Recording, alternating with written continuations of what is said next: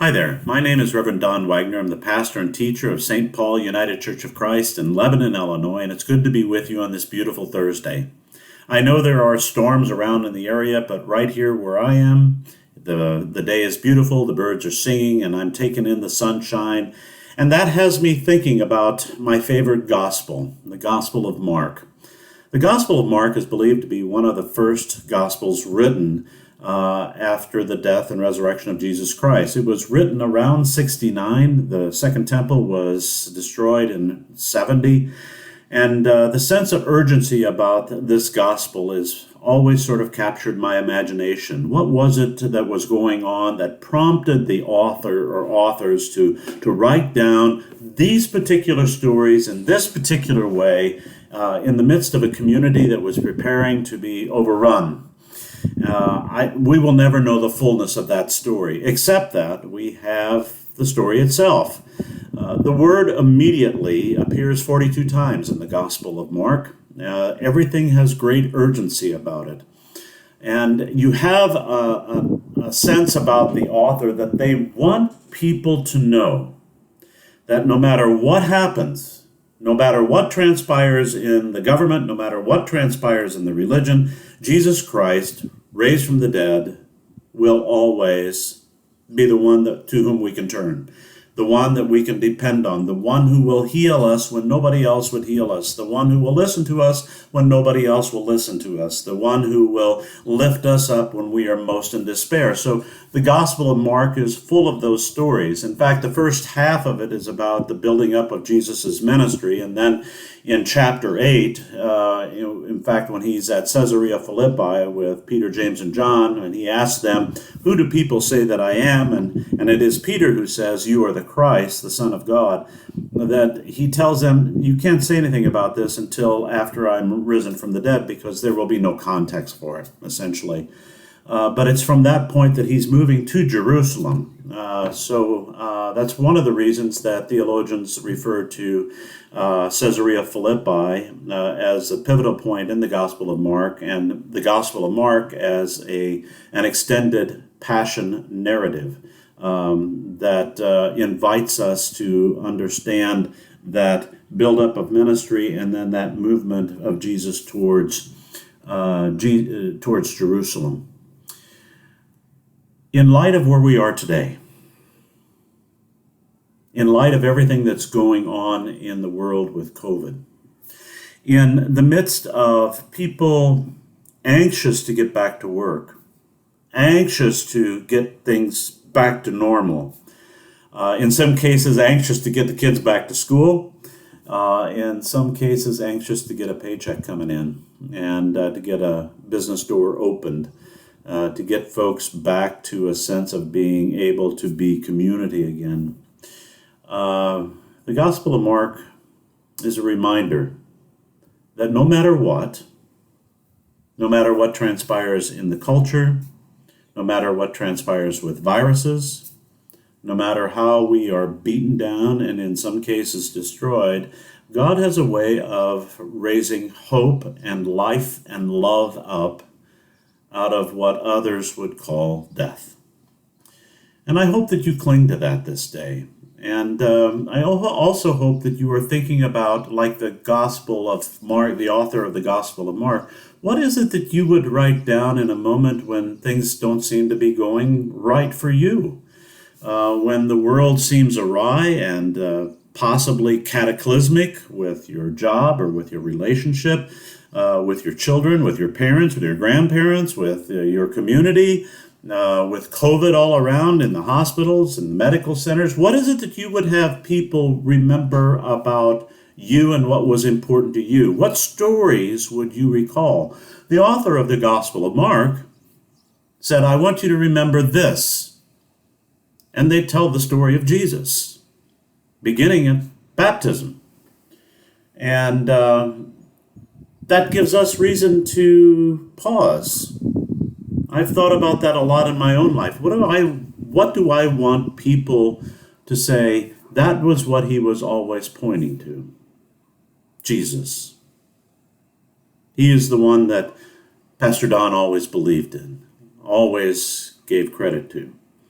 And how would I tell that story? What were the things that were important to me along the way that I would, in the current culture, say that always gave me hope? And one of those things would be how we have responded to each other along the way, how different groups have found ways to bring life and laughter and song in the midst of the isolation. The banging of pots in some cities at a certain hour of the evening to remind the first responders and all medical personnel that they're important. The showing of airplanes flying across cities, reminding them that the military lifts up their efforts. The little things that I have in Lebanon been witness to, the kindnesses that have been shown from one neighbor to the next, for the making of masks, the carrying of food from car to house, the providing for those who can't get out. The phone calls that have been made, the inquiries that have been taken place, the compassion that has been shown. When folks feel the most lonely and isolated because they are careful in the time of social isolation not to get out because they don't want to be exposed to a virus, that doesn't mean that they don't need to be exposed to love. And I think the Gospel of Mark exposes us to the love of God in Jesus Christ, no matter what the circumstance. And that's what I want you to think about today. What is it you would write down in your life that you want people to remember that is important to you? The author of the Gospel of Mark understood something that is very profound.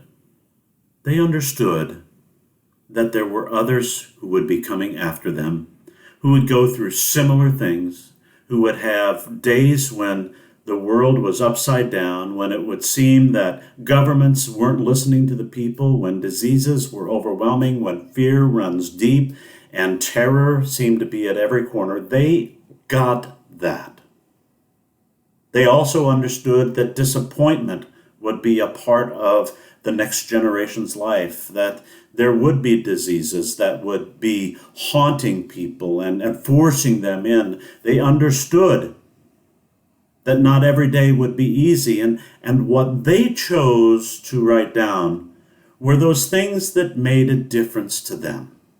Those stories that told of a faith that would buoy them up no matter what the storm, of this Jesus who could walk on the water, of this Jesus who would not let us sink under the water, of this Jesus who would give us sight to see that which we needed to see, and the strength to stand up when nobody else would help us. That's the stories that were written down so that generations to come would take heart. And that's what I'm asking you. What is the gospel that you are writing today? And you are writing a gospel. I am writing a gospel. We all are. We're writing a story of good news, no matter what it is we say. What is the good news you're telling? Is it about Jesus? Is it about the presence of God? Is it about the power of the Holy Spirit? Is it about the faith of a community that tends one to the other? Or is it about me and the priority of me and what I need for my life and what's going to make me whole no matter what it does to anybody else? And that's not a statement of judgment. That's just an asking of a question. What is the story, the gospel you are writing? The author of the Gospel of Mark gives us a template for understanding how we can influence people thousands of years later by simply stating what it is we believe today. I believe in Jesus Christ.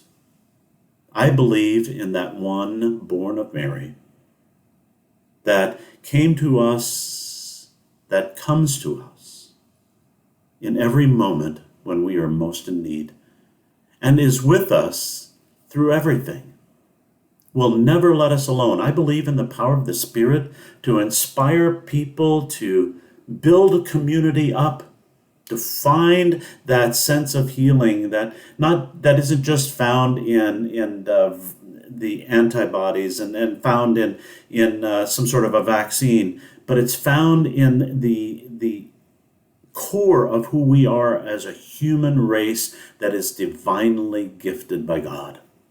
And I know that not everybody believes that, but it's what I believe. It's the story that I will tell, and it's the story I'm going to continue to tell, because I believe that even though we crucify people who bring healing into the world because they don't do it the way we think they should, we will crucify anybody who tries to preserve life in a way that we don't agree with, even though we will crucify people who will be taking us into their arms and forgiving us even when we don't want to be forgiven. God will forgive us and raise us up in the heart of God to new life. I believe that. That's the good news of the gospel of Jesus Christ. That's the story of an empty tomb. You see, there are a lot of people who believe that death has the final say. I don't. And that's the story I'm going to write in the same way that Mark did.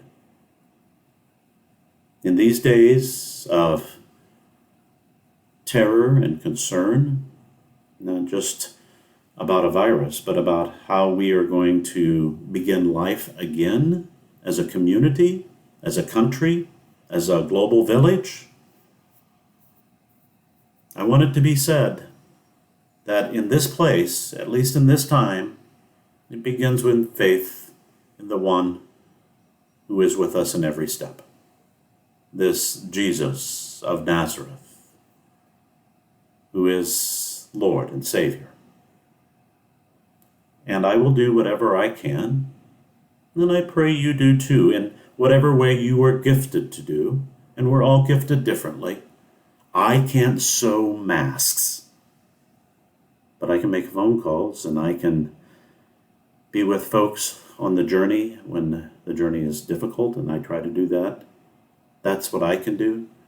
I pray you find a way to express the gospel of Mark in your life, as you are, where you are, not just today, but always. Just some thoughts on the Gospel of Mark. I hope down the way I can spend a little time on particular stories in the Gospel of Mark. There are some great stories there. But just sort of as an overview today, think about, what is the story that you are writing with your life, that you want generations for thousands of years after to remember about that which is important today? For the author of Mark, the story was Jesus. For me, I pray that's what's said of me as well. How about for you? It's something to ponder on this beautiful Thursday in May. May God's blessings be with you. Stay safe, be well, keep the faith. Blessings.